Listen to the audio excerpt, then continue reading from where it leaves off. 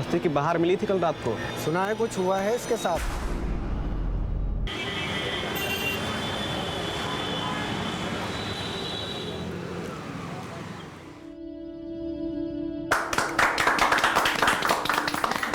बैठिए।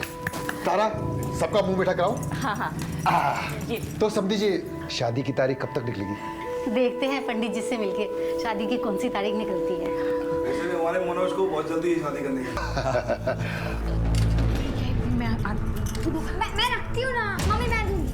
मम्मी नहीं, मैं दूंगी। नहीं नहीं नहीं मम्मी, मम्मी मैं दूंगी। अच्छा ठीक है, संभल के लेके जाओ। हाँ नीता, हम हेल्प करते हैं तुम्हारी। नहीं नहीं मैं रखती हूँ जीजी। नहीं नहीं नहीं नहीं मैं रखती हूँ ना जीजी, आप छोड़।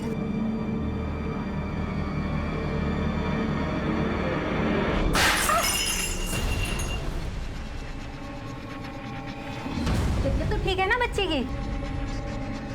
नहीं, ऐसी कोई बात नहीं। तारा, साफ करा। अरे मम्मी मैं साफ करती हूँ। पूछा, अरे पूछा कहाँ है? नीता मैं साफ करता। नहीं बेटा, मैं साफ करती हूँ। चलो।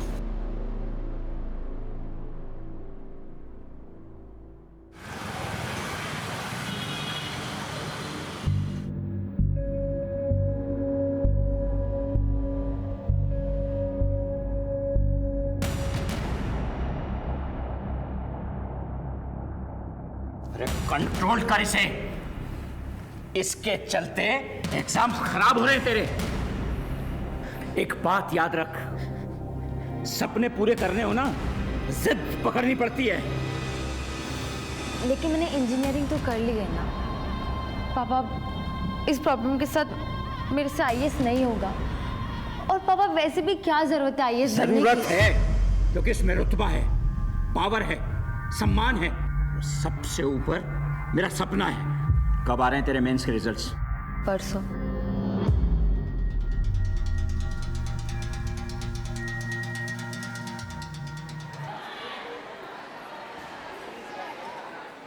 एक, दो, तीन, चार। देख क्या कर रही है? दिख रहा होगा इसको कुछ आसमान में। इसका तो दिमाग ही काम नहीं करता। और मुझे तो समझ नहीं आता इसके माँ बाप इसका स्कूल क्यों भेजते हैं। ऐसे लोग बोझ होते हैं अपने माँ बाप के ऊपर, इसलिए तो सोचते हैं कि इनको स्कूल भेज के कुछ देर शांति से रह सके। और तुझे पता है ये ना 1-2 बार घर से भाग भी चुकी है। सच में? हाँ।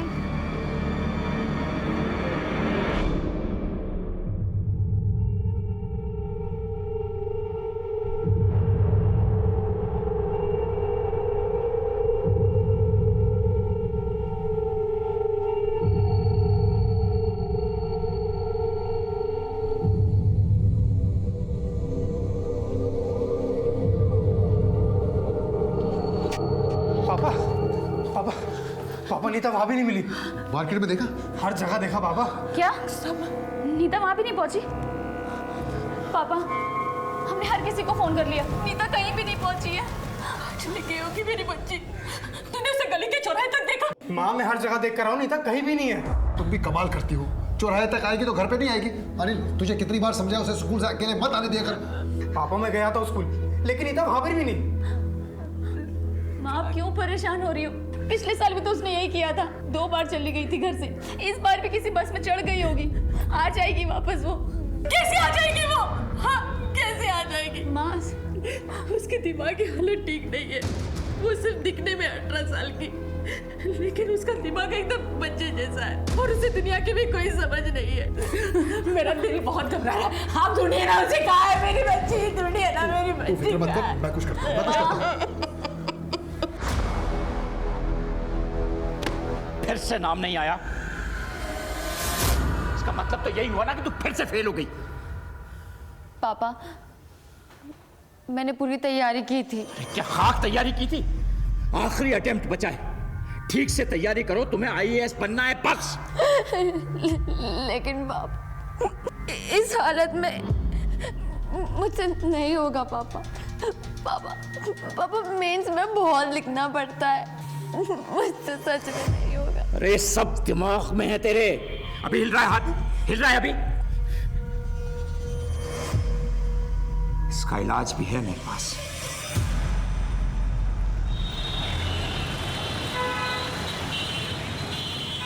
पहले 4 घंटे में वापस आ जाती थी, 10 घंटे हो गए उसे गायब होकर। कम से कम पुलिस नहीं, बच्चों की शादी ब्याह की बातें चल रही हैं। ऐसे में थाना कचहरी बिरादरी की भी तो सोचो।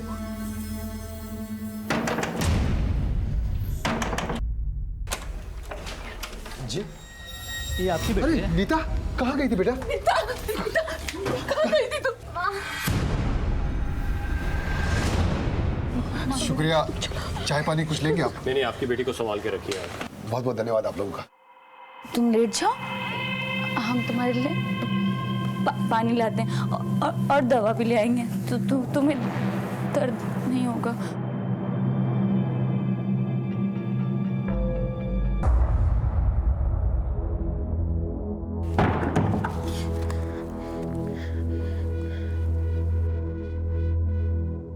हेलो। नहीं मान रहे पापा, लेकिन मैं भी मौका देख के निकल आऊंगी तुम्हारे पास। सारे अरेंजमेंट्स तो हो जाएंगी ना? हाँ वीना, मैं तुम्हारे साथ हूँ। देखो वहां से ऐसे निकलना, किसी को पता ना चले, फिर देखते हैं क्या करना है।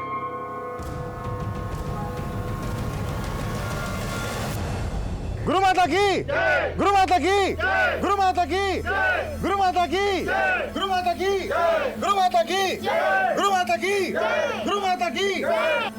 गुरुमाता प्रणाम। खुश रहो। गुरुमाता, ये मेरी बच्ची वीना है। इसके दाहिने हाथ में बहुत कंपन रहता है। इसका इलाज संभव हो तो? इलाज संभव है,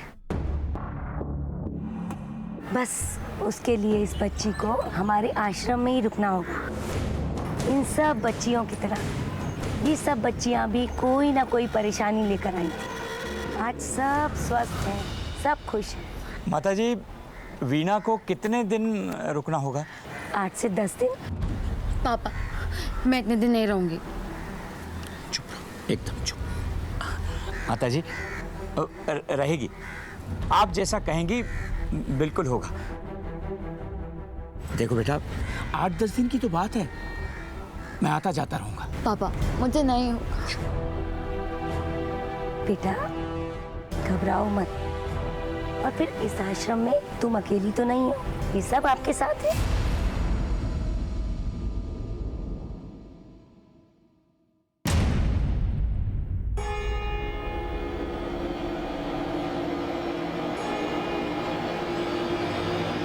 बस्ती के बाहर मिली थी कल रात को। सुना है कुछ हुआ है इसके साथ? हमें बचपन से सिखाया जाता है कि डिपेंडेंट लोगों का ख्याल रखें, चाहे वो बच्चे हो या बूढ़े। वक्त निकाल के थोड़ा सा समय बिताएं उनके साथ, लेकिन उन्हें कभी भी इस बात का एहसास ना होने दें कि वो किसी से कम है। एक तरफ वीना IAS एग्जाम को लेकर अपने पिता के दबाव में थी, तो दूसरी तरफ नीता तरह तरह के दर्द झेल रही थी। उसके साथ होते शोषण से बेखबर थी और एक दिन अचानक से फिर से गायब हो गई। देर से ही सही, अब की बार उसके माँ बाप ने कानून का दरवाजा खटखटाया। लड़की को गायब हुए 6 दिन हो गए और अब आए आप लोग। सर, हम लोग ढूंढ रहे थे और हमें लगा कि वो लौट आएगी। 6 दिन बाद लगा आप लोगों को? कैसे माँ बाप हैं आप? सर, इससे पहले भी वो गई है, लेकिन लौट आई थी। इससे पहले मतलब? सर, मेरी बेटी का दिमाग कमजोर है, वो कहीं पे भी चली जाती है, रास्ता भटक जाती है। और पिछली बार तो वो पिछली बार 10 घंटों के बाद लौट आई थी। किसी पे शक है आप लोगों का? नहीं सर। देखिए, आपकी लड़की 18 की है, तो ऐसा भी तो हो सकता है किसी लड़के के साथ कोई चक्कर चल रहा हो, आप दोनों को पता ही नहीं था, या फिर कोई उसके पीछे पड़ा हो। नहीं नहीं सर, मेरी बेटी ऐसा नहीं कर सकती। मैंने कहा ना आपसे, उसका दिमाग कमजोर है, वो सिर्फ स्कूल जाती है और कहीं नहीं। कोई फोटो वगैरह है आप लोगों के पास? हाँ सर। ठीक है, हम अपनी कार्रवाई शुरू करते हैं, आप लोग जा सकते हैं। ठीक है सर, थोड़ा जल्दी कीजिए सर। राज जी, ये फोटो सभी थानों में सर्कुलेट करो और मोहल्ले में स्कूल में पूछताछ करो। जी सर।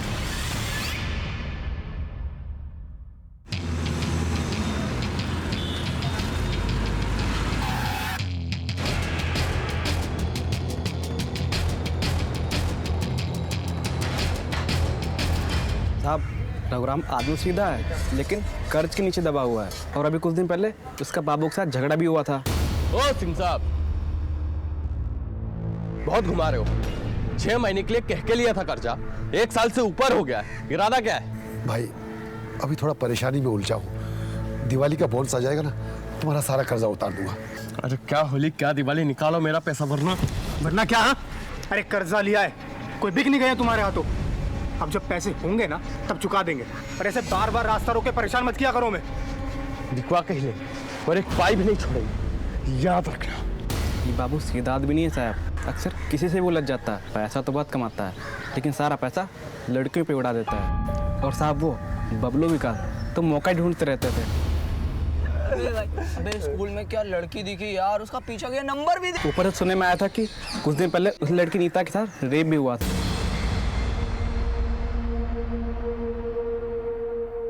और क्या क्या छुपा रहे हैं आप लोग हम लोगों से?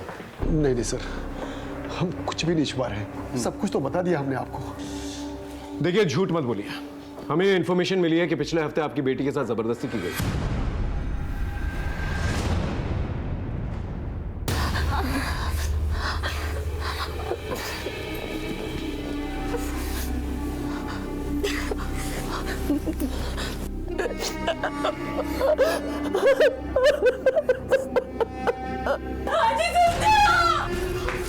क्या हो गया? किसी ने इसकी इज्जत ले लिया। पापा पापा मैं कहता हूँ पुलिस कंप्लेन करते हैं। पापा क्या पकते हो? बात फैलेगी ना तो शादी टूट जाएगी। ऐसे तो लोग उसे रोज लेंगे, कम से कम इलाज तो करवाइए। क्या पूरी जिंदगी वो ऐसे ही रहेगी? अरे तुम तो जानती हो नौकरी के अलावा कितने छोटे मोटे काम करता हूँ मैं, कितने कर्जे लिए, कितने इलाज नहीं करवाए उसके लिए। लेकिन फायदा क्या हुआ? आपकी बेटी के साथ दुष्कर्म हुआ है, FIR दर्ज करवाया था कहीं पर? नहीं सर, नहीं कराया। कमाल के माँ बाप है आप। ये बाबू कौन है, क्या चक्कर है आप लोगों के साथ? सर हम एक क्लर्क हैं और क्लर्क की तनख्वाह पे बच्चों की पढ़ाई, घर का खर्चा पूरा नहीं होता, इसलिए हमने बाबू से ब्याज पे कर्जा लिया था। जैसे तैसे करके हमने अपनी बेटी की शादी पक्की की। बस घर की इज्जत के लिए हम चुप रहे सर। समाज क्या कहेगा, शादी टूट जाएगी, इन्हीं चीजों की फिक्र थी ना आप लोगों को? कभी अपनी बेटी का इलाज करवाया, तो उसकी मानसिक स्थिति जानने की कोशिश की? सर हर जगह उसका इलाज करवाया, हर हॉस्पिटल में लेके गए, लेकिन कोई फायदा नहीं हुआ सर। मायूसी हर जगह हाथ लगी। ये विकास, बबलू और सुमित, इनके बारे में क्या जानते हैं आप लोग? घर के बाहर हर कोई फायदा उठाना चाहता है। अब किसके बारे में क्या बताएं सर, कुछ नहीं जानते सर। ठीक है, हम लोग पता कर लेंगे, आप लोग जा सकते हैं।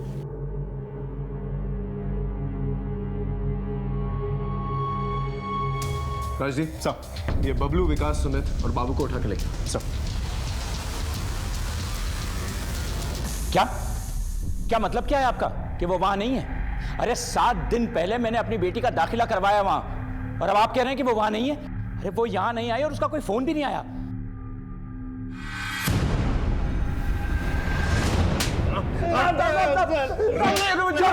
चुप! लड़कियों की मासूमियत का फायदा उठाता है, उन्हें छेड़ता है।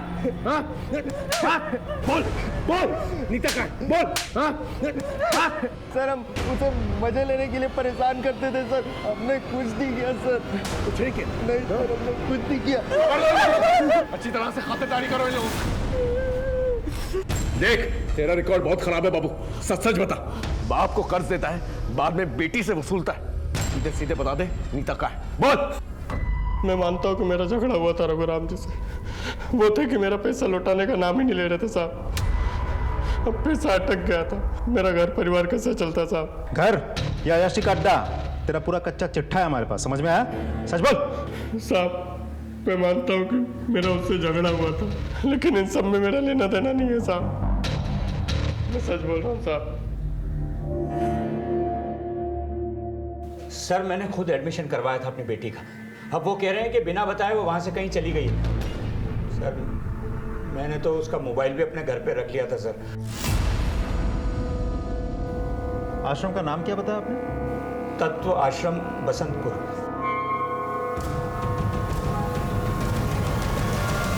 इंसान का शरीर नश्वर है, हमें भौतिक वासनाओं के पीछे नहीं भागना चाहिए।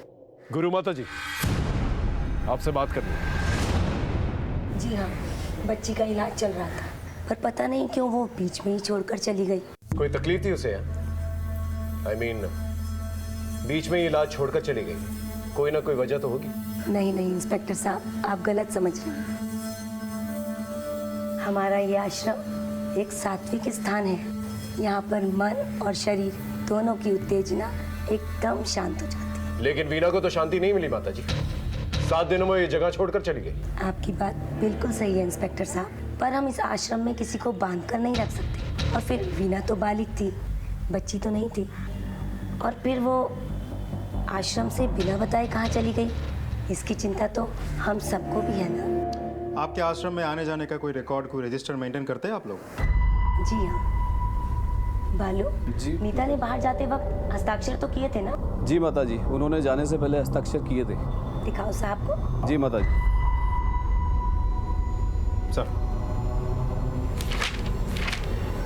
सर अंदर तो कोई नहीं है। ठीक है, हम चलते हैं। राजदीप सर, इस आश्रम में कुछ तो चल रहा है। एक काम करो, अपने एक बंदे को यहाँ पर लगा, देखो अंदर क्या चल रहा है। आई एम श्योर कोई ना कोई इन्फॉर्मेशन जरूर निकलेगी। सर, एक तरफ नीता की तलाश, दूसरी तरफ वीना की खोज ने हमें उलझा के रखा हुआ था और हाथ में कुछ भी नहीं आ रहा था। वहीं मेरी टीम ने ये पूरी इन्फॉर्मेशन चारों तरफ फैला के रखी थी और नतीजा कामयाबी के रूप में सामने आया।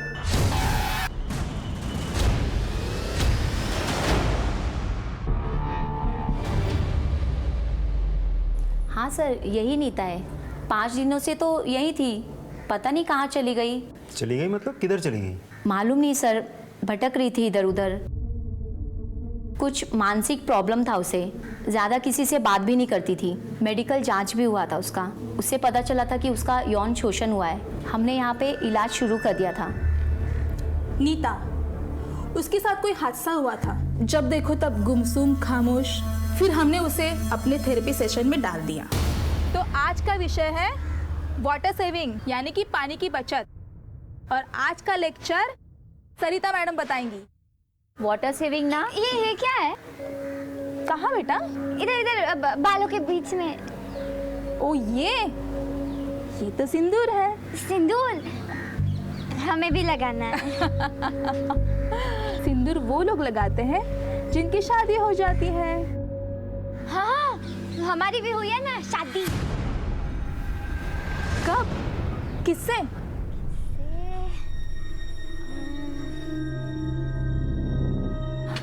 नीता बेटा, नाम क्या उसका, तुम्हारे हस्बैंड का? हस्बैंड? हाँ, हस्बैंड। हस्बैंड। फिर हमने सच्चाई जानने के लिए एक ड्रामा रचा। आज हम सब एक गेम खेलते हैं। इस गेम में बारी बारी करके सब लोग अपने पति का नाम लेंगे।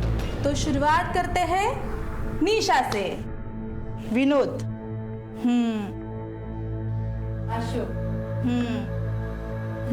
दीपक। मेरे पति का नाम राजेश।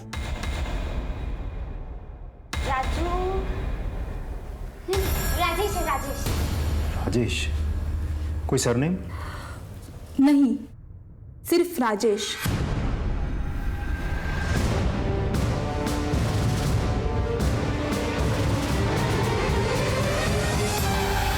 नहीं सर, हमारी बेटी की शादी नहीं हुई है। तो फिर राजेश कौन है? राजेश? नहीं सर, हम किसी राजेश को नहीं जानते। नीता का कोई दोस्त वगैरह स्कूल में, आस पड़ोस में? नहीं सर, नीता का कोई दोस्त नहीं था। ना कोई उससे बात करता था, ना वो किसी से कोई बात करती थी। बेटी को सब बात घूरते थे। मर्द आपकी बेटी को घूरते थे ये आपको पता था, लेकिन उसे अकेले में नहीं छोड़ना चाहिए था। इस बारे में कभी नहीं सोचा था आप लोगों ने? खैर, गणेश आसपास पूछताछ करके देखो, राजेश नाम का कोई आदमी है क्या?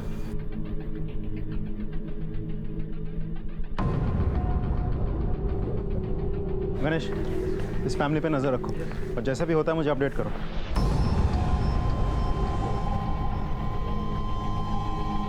इधर आओ बेटा।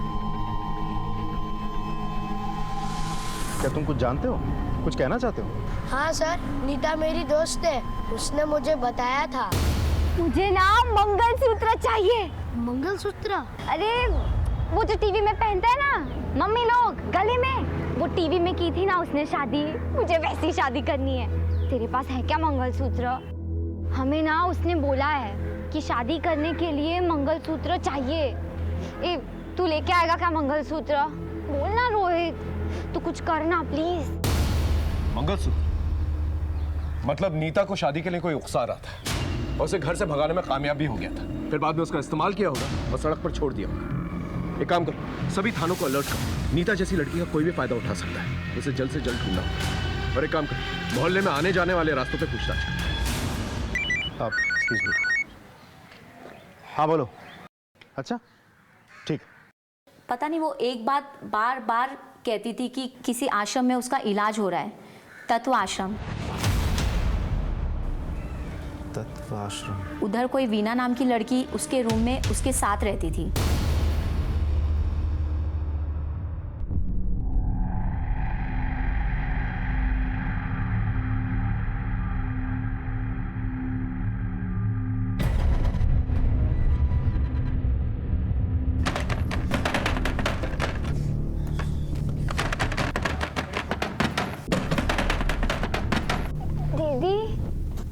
ये क्या कर रहे हो? वो ना मुझे ना गर्मी हो रही है इसलिए, तू सो जा। नहीं नहीं आप भी आ जाओ, मुझे नींद नहीं आ रही है। अरे तू आंखें बंद कर, तुझे नींद आ जाएगी, आ जा।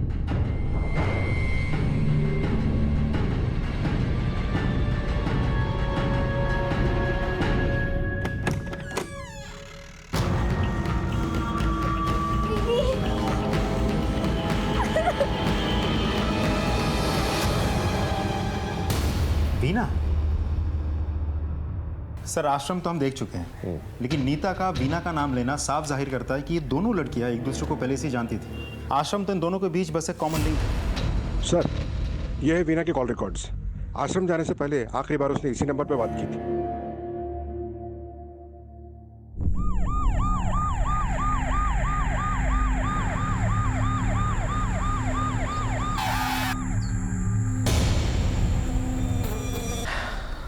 समझ में नहीं आ रहा कौन है। नीता और वीना की उम्र की तो लग रही है, लेकिन कुछ कहा नहीं जा सकता। एक काम करो, दोनों फैमिलीज को इन्फॉर्म करो। अगर बॉडी की शिनाख्त हो जाती तो ठीक है, वरना डीएनए टेस्ट करवाएंगे।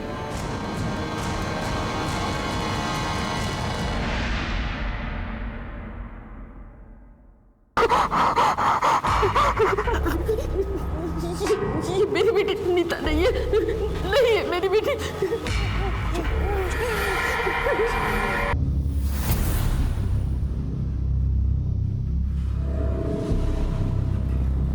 वीना,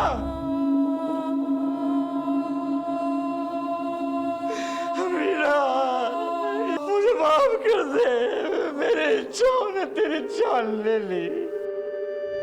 वीना की लाश मिल चुकी थी, लेकिन अभी भी नीता का कोई अता पता नहीं था।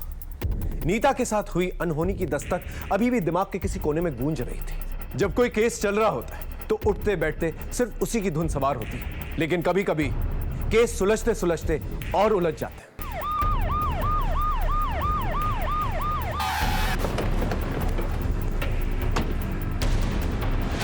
बढ़िया।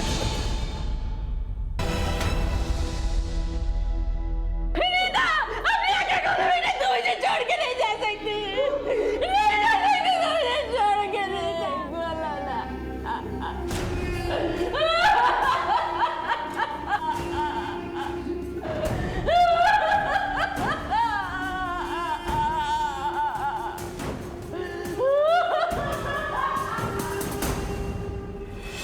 ये अकेली इतनी दूर तो गई नहीं होगी, इसे कोई लेकर गया होगा और फिर बाद में मार दिया होगा। इसकी पोस्टमार्टम रिपोर्ट मंगवा और सभी नाकों को अलर्ट करो। मुरादाबाद पुलिस से कोऑर्डिनेट करो। ये राजेश मुझे जल्द से जल्द चाहिए।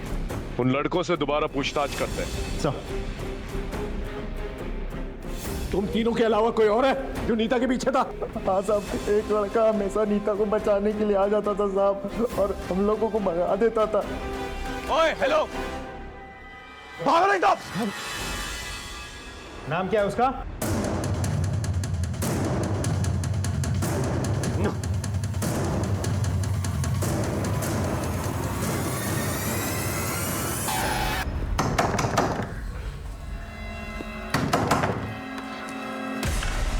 तो राजेश है?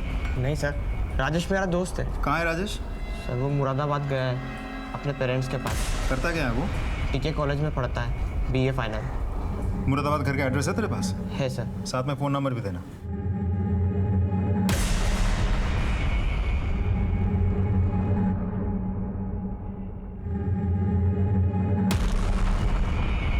Thank you.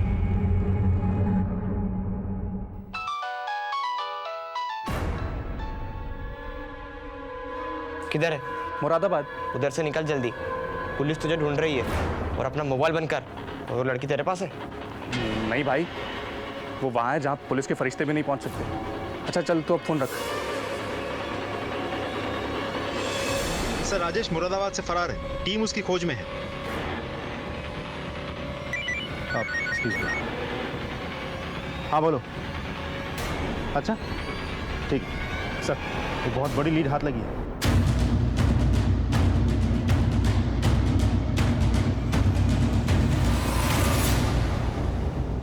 तो ये रहा वो कमरा जहां गुरु माता के पति लड़कियों का यौन शोषण करता था।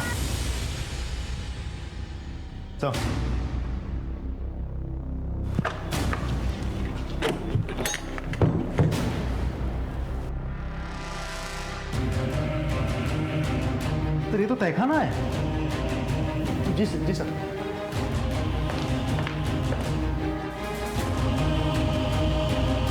और सर ये भी पता लगा कि नीता और मीना का शोषण भी यही किया गया था।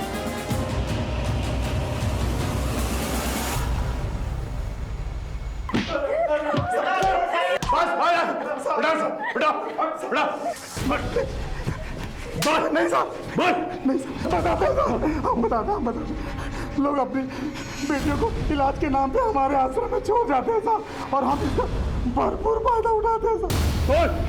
सर एक दिन वीणा ने बेहोशी का दवा नहीं पिया और उसने बेहोश होने का नाटक किया सर, और जब मैंने उसको बिस्तर पे लिटाया तो उसने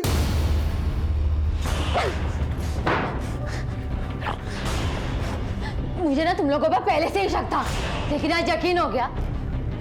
इलाज के नाम पर तुम लोग लड़कियों की इज्जत के साथ खेलते हो। मेरा तुम लोग का बहाना सबको जाके बोल। अरे जब जिंदा छोड़ूंगा तब जाके बोलेगी ना। सर वीणा की लाश को कोई पहचान ना सके, इसके लिए हमने उसका चेहरा बिगाड़ दिया और जंगल में फेंक दिया सर। और नीता के साथ भी ऐसा ही किया? नहीं सर, हमने नीता के साथ कुछ भी नहीं किया। उसका बाप उसे लेने आया तो हमने उसे जाने दिया साहब, और ये सोचकर कि वो किसी को कुछ नहीं बताएगी, और अगर बोलेगी भी तो कोई उसका विश्वास नहीं करेगा साहब, क्योंकि उसके साथ ऐसा पहले भी हुआ था साहब। ये उसी के बाप ने हमें बताया था साहब। लोग अपने अरमान, अपने सपने लेकर तेरे पास आते हैं, हाँ?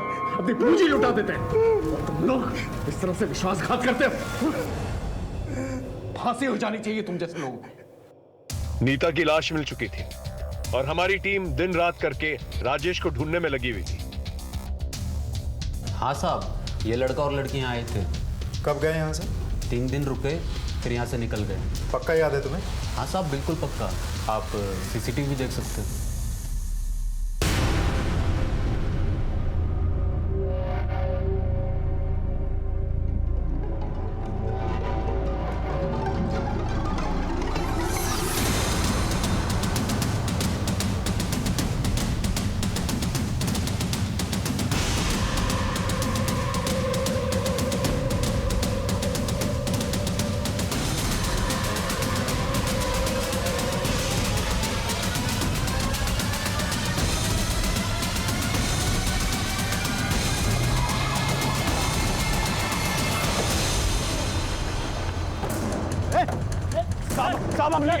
मैंने क्या किया साहब? मैंने क्या किया? बहुत जल्दी ना तुझे। हाँ? चल साहब बताओ तो सही, मैंने किया क्या है साहब?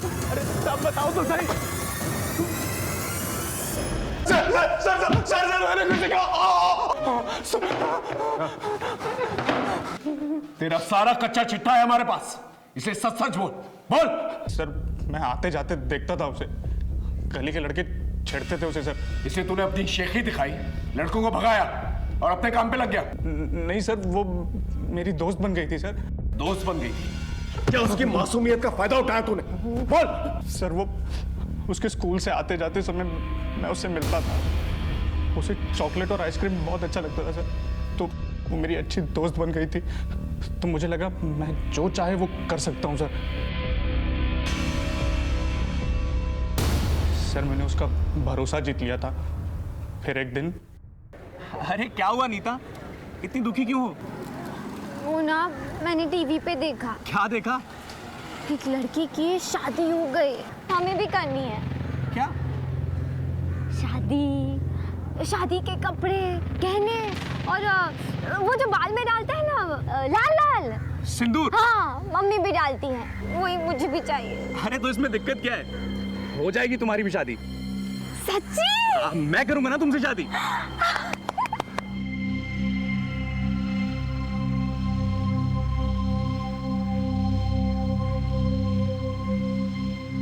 नीता। राजेश! नीता तूने शादी के लिए बोला था ना? तो शादी का टाइम आ चुका है और मैंने सारी तैयारियां भी कर ली हैं। अच्छा, मैं घर में सबको बता के आती हूँ। अरे नहीं बाबा, ये ना सीक्रेट वाली शादी है, सबको बताएंगे तो बात बिगड़ जाएगी। हाँ, तो फिर क्या करेंगे? तो फिर क्या, तू चल मेरे साथ। हाँ, तू चल मेरे साथ। चल चल चल, चल। मैं उसे भगा के उस होटल में ले गया था सर। आओ।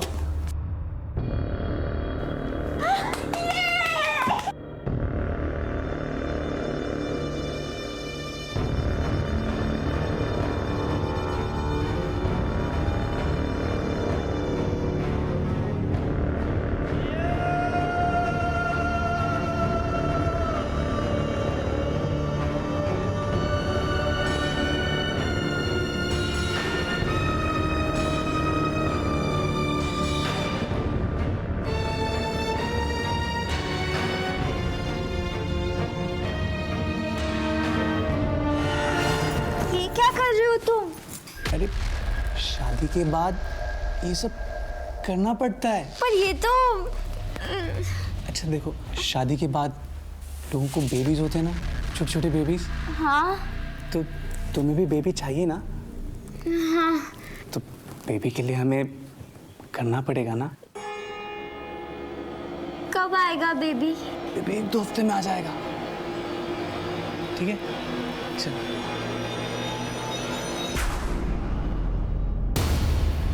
सर हम लोग 3 दिन उस होटल में रुके, फिर मेरा जी भर गया था और मुझे घर वापस जाना था और उस लड़की से पीछा छुड़ाना था मुझे। निकाल इसे। ये क्यों कर रहे हो तुम? तू ना इसके लायक नहीं है, और ये सिंदूर निकाल के। चल, मेरा मंगलसूत्र। निकल यहाँ से, चल। मेरा मंगलसूत्र दे दो।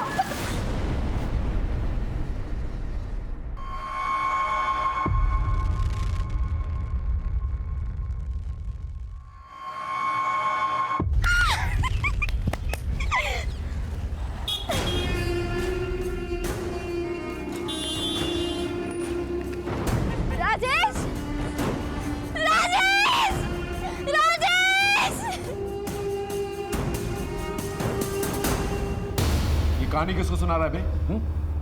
नीता की लाश मिली है। बोल। सर मैंने आपसे जो कुछ कहा सच कहा सर, मैंने उसे मारा नहीं है, मैंने तो उसे वहाँ मार्केट में छोड़ दिया था सर, मैंने उसे मारा नहीं सर, सच बोल रहा सर। मर्डर नहीं किया, लेकिन रेप तो किया ना उसका तूने, वो भी दिमाग से लाचार लड़की का, सारी उम्र जेल में सोना।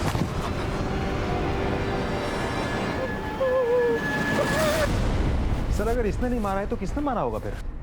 ताज्जुब की बात यह है कि नीता घर आई और घर से उसे राजेश लेकर गया और घर वालों ने देखा ही नहीं। अभी भी ये घर वाले कुछ ना कुछ छुपा रहे हैं, पता कर। सर मैं ऑफिस में था, मेरी वाइफ का फोन आया, उसने मुझे नीता के बारे में बताया। सर मैं कॉलेज में था, पापा का फोन आया कि नीता घर नहीं लौटी, तो सर मैं तुरंत घर आ गया। मैं पड़ोस में कहीं थी, जब नीता बहुत देर तक घर नहीं आई तो मैंने इनको फोन लगाया। जब मैं शाम को घर लौटा तो पता चला कि नीता स्कूल से नहीं लौटी। सर करीब 1:30 बजे हम पॉलिटेक्निक से घर आए, आते ही हमें नींद आ गई तो हम सो गए।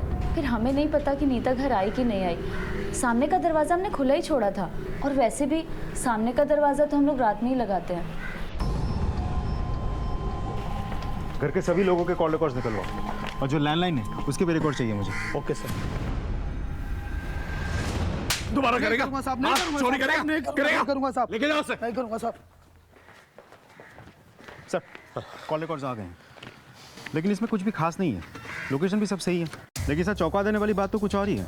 ये देखिए, ये नीता के घर के लैंडलाइन के कॉल रिकॉर्ड्स हैं।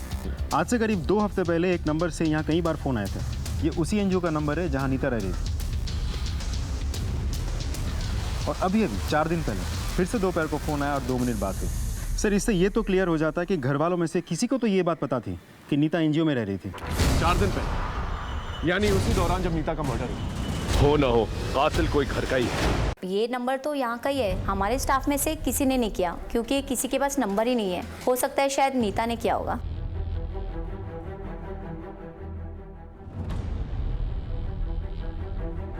अगर नीता ने फ़ोन किया था तो फिर फ़ोन उठाया किसने? और अगर किसी ने फ़ोन उठाया था तो वो एनजीओ गया था या नहीं गया था नीता को लेने? और अगर नहीं गया था तो क्यों नहीं गया था? सर हमने नीता को घर का फ़ोन नंबर रटाया हुआ था, पर हमारी उससे कोई बात नहीं हुई। सर मुझे नहीं मालूम था। अगर एक बार मैंने उसकी आवाज सुन ली होती तो आज मेरी बेटी जिंदा होती। नहीं सर, जिस टाइम की कॉल आप बता रहे हैं मैं कॉलेज में होता हूँ, मुझे कुछ नहीं मालूम सर। इनमें से कोई तो झूठ बोल रहा है।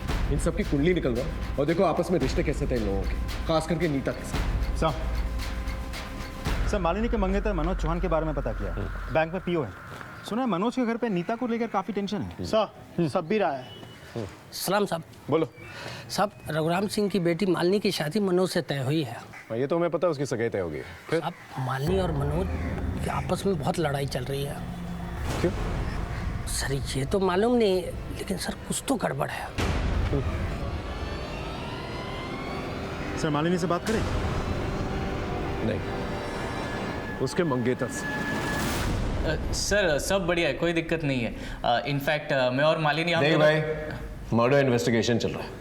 जिस पे भी शक होगा सीधा अंदर जाएगा। इसलिए जो बोलना है सच बोल, चाहे वो मर्डर से रिलेटेड हो या ना।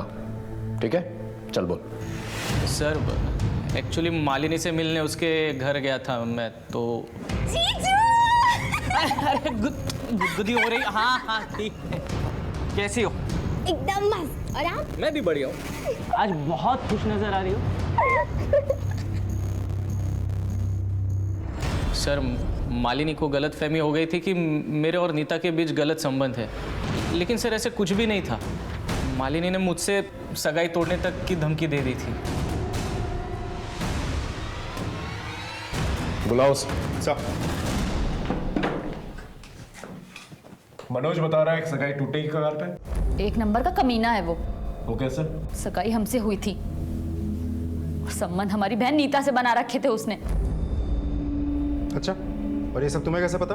हमने खुद अपनी आंखों से अपनी बहन के गले लगे हुए देखा उसे। रोज स्कूल आते जाते मिलता था उससे। और तो और नीता के पेट में उसका बच्चा था। ये बात तुम्हें कैसे मालूम?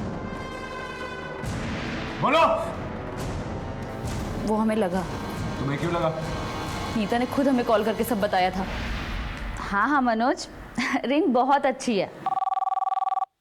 मनोज 1 मिनट होल्ड करो।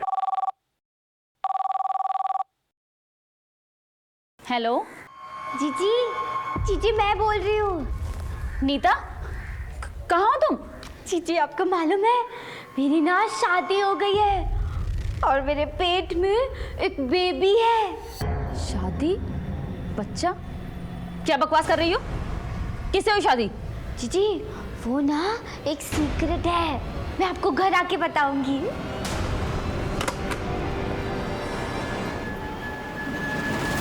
हमें लगा ये सब मनोज ने किया है, पर मनोज से ज्यादा हमें अपनी बहन नीता से नफरत होने लगी थी।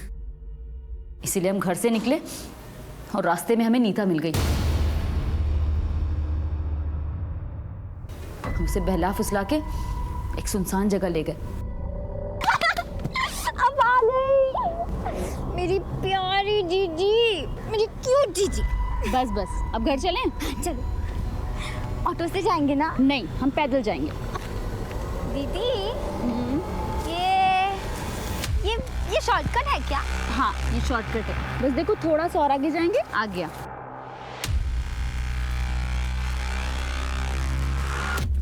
जीजी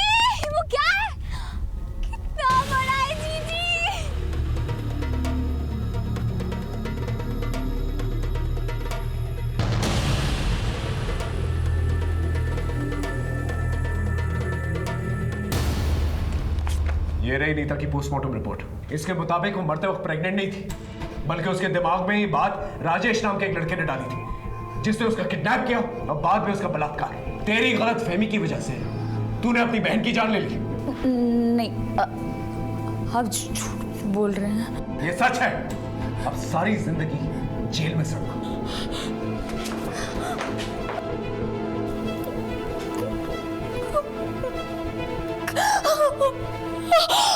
वीना का इलाज अस्पताल में करवाने के बजाय उसके पिता उसे एक ढोंगी बाबा के पास ले गए, जहां पर इलाज के नाम पर उसके साथ शोषण होता रहा। गौर करने वाली बात यह है कि इन बाबाओं के चक्कर में केवल मानसिक रूप से पीड़ित लोग ही नहीं जाते, बल्कि वीना जैसी पढ़ी लिखी लड़की और उनके परिवार वाले भी फंस जाते हैं। ये बात अपने आप में एक बहुत बड़ी दस्तक है। अपनी मेहनत और अपनी काबिलियत के दम पर कामयाबी पाने के बजाय इंसान चमत्कारी शॉर्टकट ढूंढने लगता है। उन्हें लगता है एक जादू की छड़ी घूमेगी और रातों रात उन्हें कामयाब करके चली जाएगी, लेकिन होता बिल्कुल उल्टा है, उन्हें तबाह करके चली जाती है। फिर मिलेंगे एक नए केस के साथ, तब तक देखते रहिए क्राइम पेट्रोल 10 तक। मकसद बताना नहीं, बचाना है।